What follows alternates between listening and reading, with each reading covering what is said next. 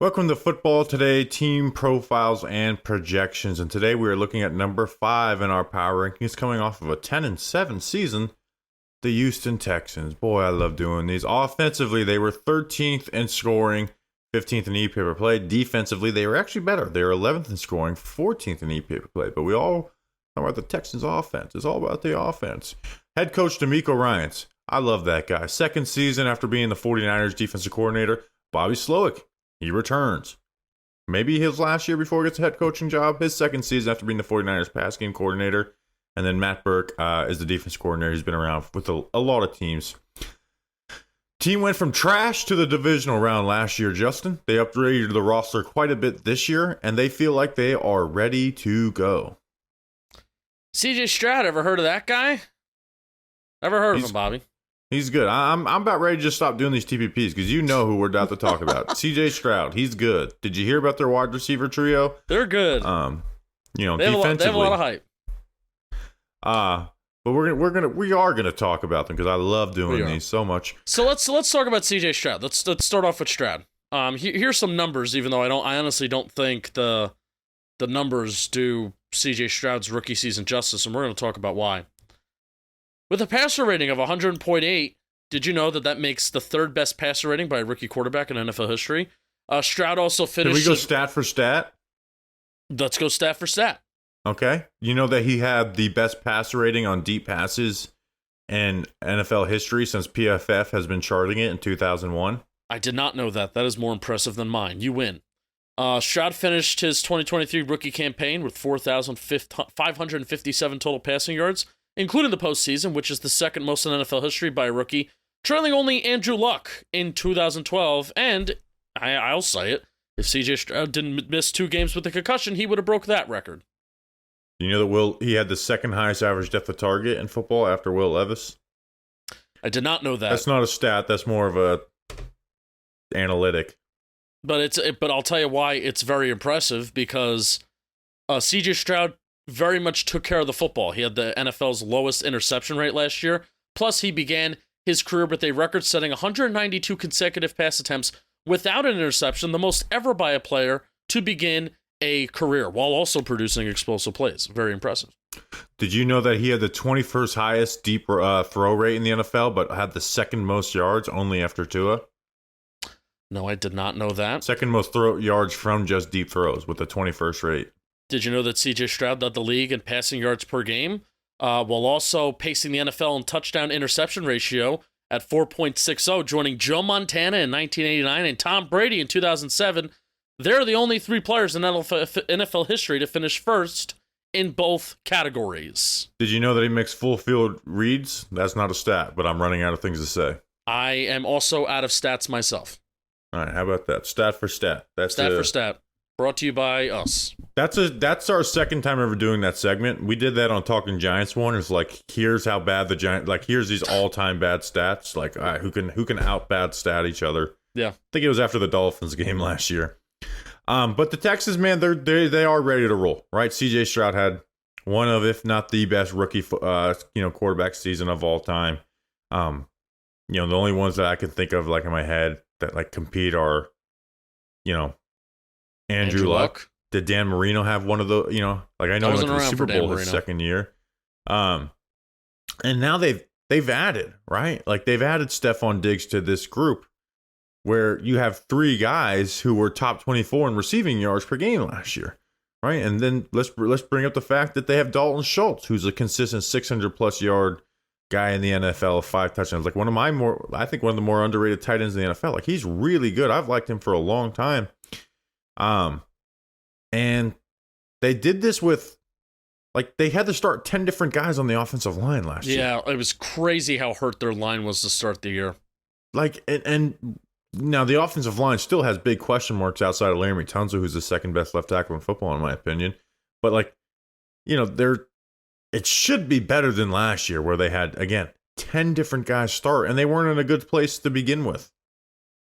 Right. I mean, people thought that the Houston Texans were going to be a bottom 5 football team last year, and instead of being bottom 5, they won the AFC South. So, I mean, this is kudos to them. This is I think they still were pretty responsible in how they approach this offseason. Like, it's not like this year 2 CJ Stroud is all in and we spent all this money and we were irresponsible. No, I think like the Stephon Diggs trade was a pretty responsible move. They did elect, however, they changed his contract, which made no sense. But still, I don't view that as like, oh my God, that could alter the franchise and hold them back. This is a young team that is drafted really well, that is going to see the benefits of drafting well and having young guys that you believe in, and even expecting guys to step up more, like guys on that offensive line, a guy like Christian Harris on the defensive side of the ball. You want Derek Stingley to continue to stay healthy and reap the benefits of having a really good player there. So, Bobby, this is a really exciting team, man. Stingley can have a nutso year, which I'm excited to talk about him. I'm actually more excited to talk about this team's defense than their offense, because the offense gets to shine. But CJ Stroud is what brought this team out of the ashes, right? You know, even Nico Collins, who I did have as like a breakout candidate last year, like I you know, a little feather in my cap, being like, no, I actually think Nico Collins is going to be good with CJ Stroud. You know, he went from a guy who was getting 400 something yards per year to 1,300 last year, right? 8 touchdowns, you know, over 86 yards per game, you know, a catch rate of 73%, you know, 16%. Like he had a phenomenal year last year with CJ Stroud, and then Tank Dell before he got injured. I mean, he was a 3rd round pick. He was a 5'7" 3rd round pick, and he came on the field and was balling from day one. And you have Dalton Schultz, who like really fit well, and I think Dalton Schultz is the most underrated piece in this offense, because one, they like to run the ball and Schultz can block well enough, but he is just like, Slowick knows exactly what to do with him, and you can ask him to run any route at the tight end spot, right? Like he is someone who can challenge on all 3 levels, even though you don't think of him as someone who's going to get you these explosive plays. He is someone that can do that, and it's just Slowick is a really good offensive coordinator at meshing this all together really well. Right. All right, so we've talked a lot of good Houston Texans, and I still think there's good to talk about CJ Stroud, his pocket manipulation. Like, he just didn't make mistakes. He was explosive, so there's still even just more good to talk about. But I do want to talk about something. I want to get this bad point out of the way. Their rushing offense? Yeah, man, and not just their rushing offense, but Bobby Slowick comes from the Shanahan tree. They worked together in Washington, I think. He was part of that Wonder Boy staff in 2011. He was. Which is crazy. That somebody needs to do like a Jolly Olive essay video on if anybody hasn't already. There was a meme we saw that described it. Oh, it was the Draft Network. Anyways, go ahead. Yeah. Oh, yeah. He was part of that Shanahan, Washington Redskins staff in 2011. And I'm just going to say it, like, I don't think the Texans should be running the ball at the same rate as the San Francisco 49ers, because the 49ers have a much better offensive infrastructure to do it. I think Shanahan could just scheme it up a little bit better too.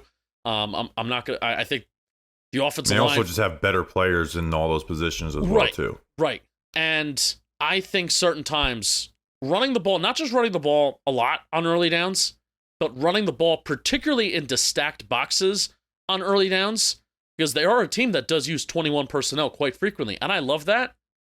Now the flip side of that is, okay, you run the ball a lot on early downs, but then also CJ Stroud was second in the league in average depth of target on early downs, and that's where you saw a lot of their explosive plays, because then CJ Stroud is able to run play action, and then that's where Nico Collins is open deep. I think that's how they started the playoff game, right? The playoff game against the Browns is the first play of the game.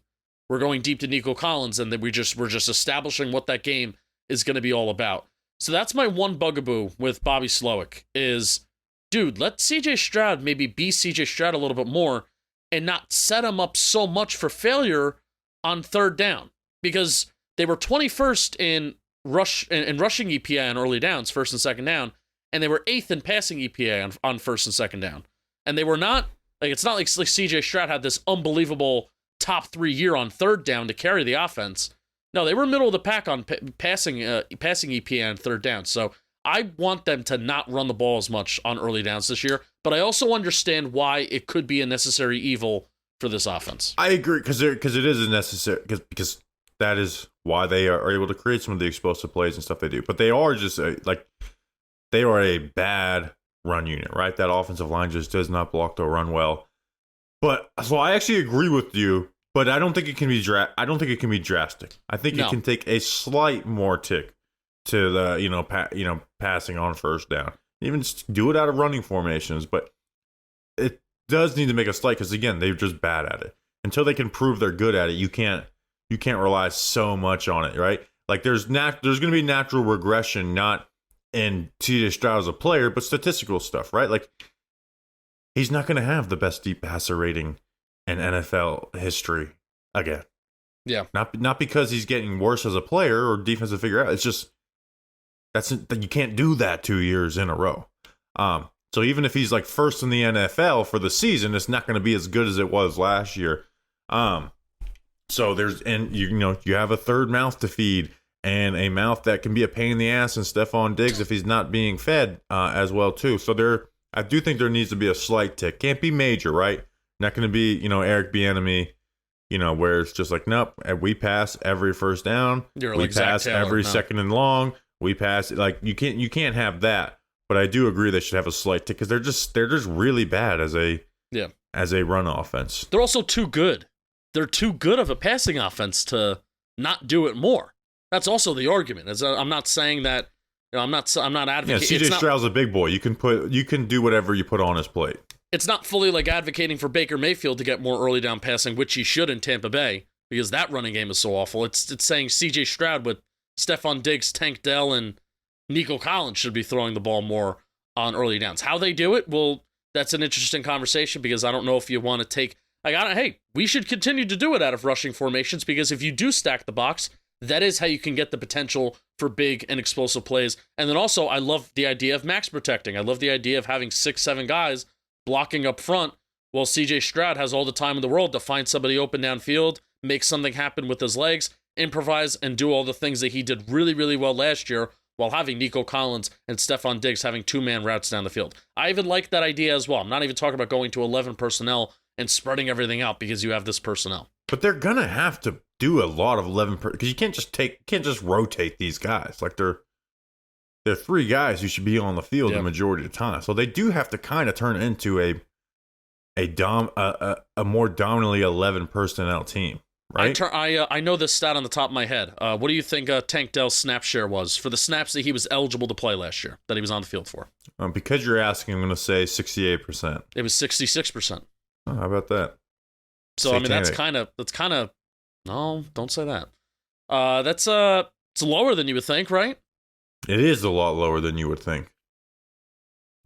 I want to look something up real quick though. While you look that up, because we're going to talk about. I didn't need to look anything up. I knew that on the top of my head. I want to see how that progressed as the year went along. That's a good point. Did he not get those snaps early in the year?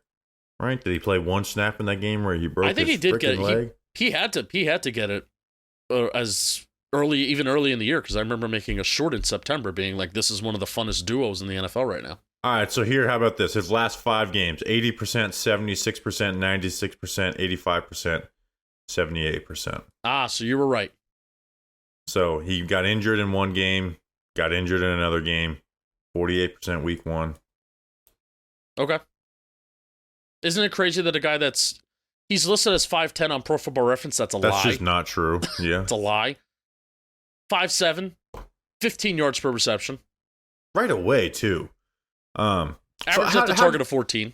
Before we talk about the defense, how do you think Stephon Diggs fits into all of this? He is their best wide receiver. He's going to be good and he's going to get open. That's how he's going to fit, right? Who leads them in yards? Diggs. I think so too. One, you have the conscience of like, hey, this guy is a head case, and also he is just flat out their best wide receiver. So I do think that relationship's going to work really well. At least for 1 year, it's going to work really well. Nico Collins even as Diggs gets a little older. I think Nico Collins was top 5 in yards per route run though, which is crazy. Oh, he might even be. I think he might even be top 5 in just receiving yards last year. I mean, he was a monster. 1,300. No, he wasn't. He was sorry, that's catches. We're not looking at catches, you clowns. He was 8th after Ayuk, DJ Moore, and AJ Brown. Yeah, but yards per route run, he was higher than that, which is crazy. So I don't want to dismiss Nico Collins here, but I just think that's That's what you got to do when you get Stephon Diggs. He's going No, to I lead agree. everything. And Diggs is the best out of that group. Let's talk about the defense, Justin.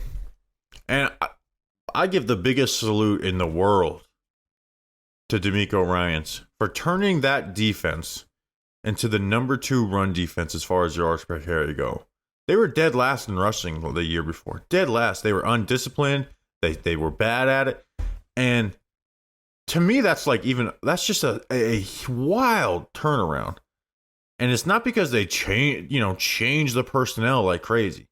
Like, it's a lot of the same exact personnel. I know they drafted Will Anderson, and they went from worst to almost first. Like, that's unbelievable to do when run defense can be a lot about Jimmys and Joes and less about X's and O's.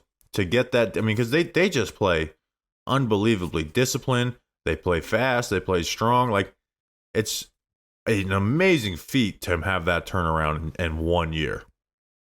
Yeah, and even with somewhat inconsistent linebacker play, they have a question now that Blake Cashman is gone. They're going to need a guy like Christian Harris to step up. And he's out for a few games too. Oh no, but I really like Christian Harris. He has a very high missed tackle rate, but I think his postseason, he ended off the season very, very strong. Thought he was a playmaker the postseason.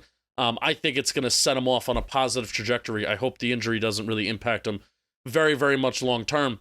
But that front, I mean, that front was really, really good and doing what they had to do, even with the. And they've got way better too. And they got way better. They lost some people up there, but they did get. I would say overall they got way better. And Will Anderson is heading into year 2, which will make him inevitably be. Yeah, obviously Danico Autry won't be there early on, but I do view him as an upgrade over Malik Collins, and then Danielle Hunter, right?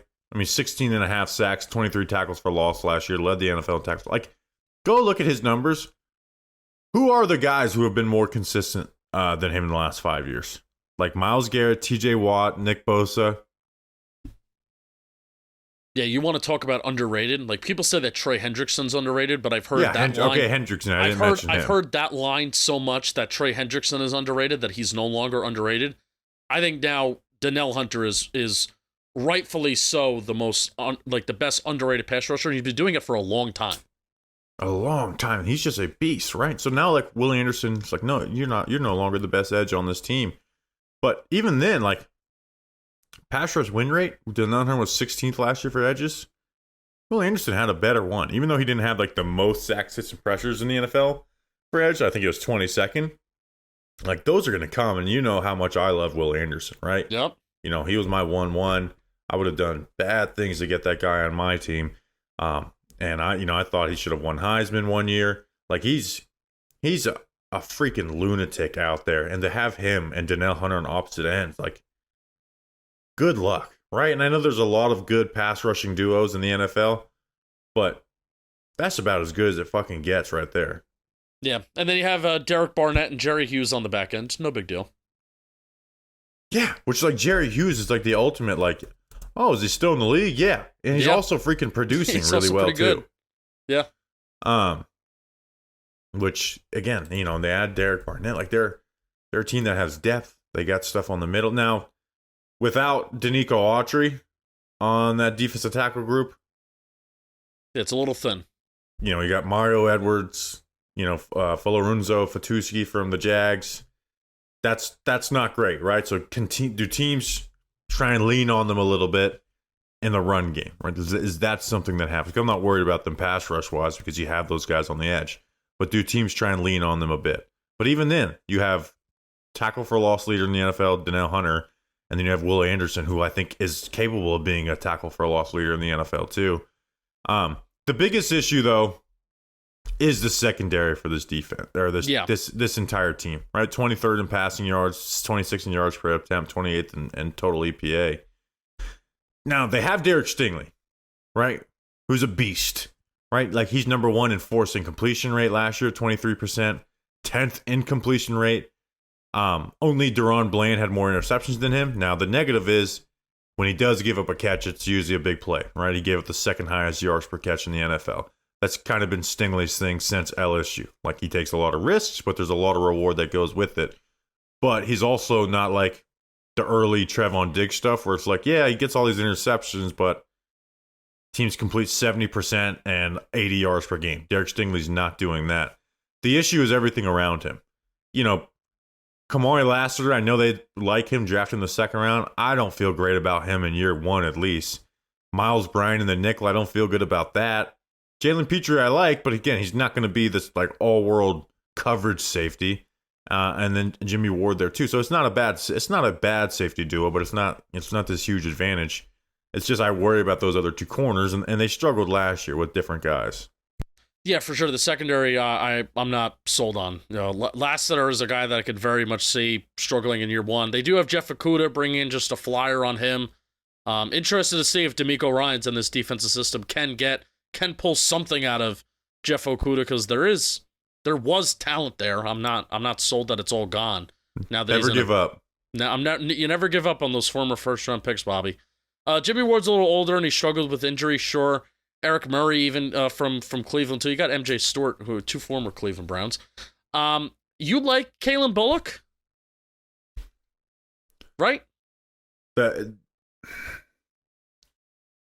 that a safety that you liked from this year's class, or am I? I'll be honest. Confused with something. He's the one safety out of the safety class. There was just no all 22 film on him. I got. That's the USC guy, right? Yeah, I thought you liked him. But isn't he kind of like nickel-ish? I think I got him and Cole Bishop confused, right? You like Cole Bishop? There's Javon Bullard from the Dogs. So I'm not too familiar with him to be for real with you. We can't watch every player in the draft, even though we do pride ourselves in watching a lot.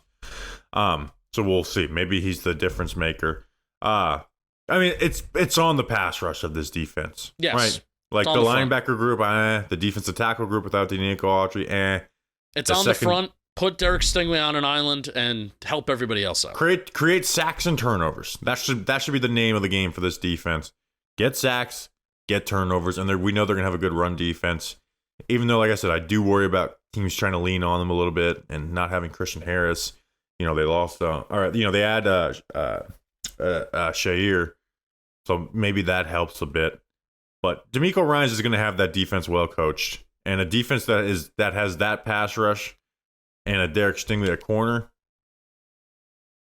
I'm not overly worried. But here's the thing, Justin: they're viewed as Super Bowl contenders, right?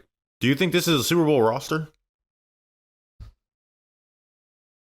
No, but I think you can have a lofty expectations for this second-year quarterback, right? But I think you have an offense, and I think you have a quarterback in a quarterback-driven league that has shown time and time again, with the guy named Tom Brady and with the guy named Patrick Mahomes, that if you have a quarterback that can take you there, that you can get there, right? That is a lofty expectations for C.J. Stroud, but yeah, and obviously, like, Super Bowl is not the expectation, even though they are. I mean, they are a Super Bowl contender, right? You can't pretend that they're not with that quarterback, with the additions they made. But you don't really see many people picking them to win the Super Bowl. You know. And let's be real. The thing, man. Let's be real. Let's be real, Bobby. And I think this is really partially due to Bobby Slowick and his little bit of an obsession of spamming the run game. They almost lost to the Gardner Minshew-led Indianapolis Colts the last week of the season in Houston, Texas. I think, by the way, I could be getting that wrong, but they almost lost the winning game. And all it took, if Gardner Minshew wasn't just a piss poor bad quarterback, which he's a good backup quarterback, but if Gardner Minshew wasn't a piss poor backup quarterback, we're finally, everybody should have seen on national television him miss 3 to 4 what would have been game-clinching, game-winning throws for the Indianapolis Colts. They were very few plays away from taking away the Houston Texans' love story with D'Amico Ryans and C.J. Stroud, and I think we would have still been really excited for C.J. Stroud and the Houston Texans, but they wouldn't have never won a playoff game, and there wouldn't be the same love affair if they didn't get to the playoffs and therefore win a playoff game against a very good Cleveland Browns defense. They were very close. And I think a lot of it had to do with Slowick's conservative approach on offense. So let's change it to this, though. Which AFC team can they just not stack up with talent-wise? Because the AFC is viewed as like, oh, man, the quarterbacks. No, but they can stack up with anybody, though. That's the thing. Huh? But I give them a chance against any AFC team. I kind of do too, right? Like Buffalo, we just talked about them. The Jets actually may be like the most talented, which is crazy to say. Baltimore, they lost a lot of guys. Cincinnati, I think they can stack up with them. Cleveland, they beat the shit out of. And then Kansas City. Like I think you can go tick for tack with them. Yeah, why not? So, like, you know what? Maybe it is the freaking expectation for this team. Justin, who is your X factor for the Houston Texans? My X factor for the Houston Texans. We didn't even talk about Joe Mixon. We didn't. Well, we talked about their run game being bad. You know what? Joe Mixon's my X factor. My expectation for Joe Mixon, and I know you will disagree with this, I think Joe Mixon and Devin Singletary are very similar running backs at their point at the points of their career, right? Mixon is, I think, more of a bell cow, and Singletary was not necessarily that full-on bell cow. Maybe at one point he was for the Texans last year. But be better than Devin Singletary. Be better than him. I think that's the expectation for a guy like Joe Mixon. And if he can help make the offensive run, because Slowick's not going to go away from the run game, no matter how many times I try and preach that he has to. Be better than Devin Singletary. I'm going to say Kenyon Green, my guy. I'm a Kenyon Green guy. Rookie year was a struggle, right? Rookie year was a struggle, missed his entire second year. And this guy was a top 15 pick, right? And I believed in him.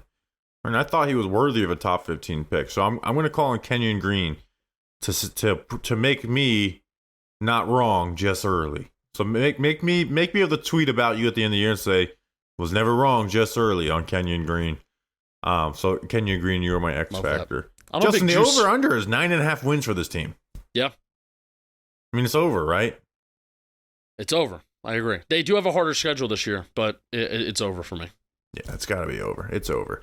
And this episode is over. That is the Houston Texans, and this is Football Today.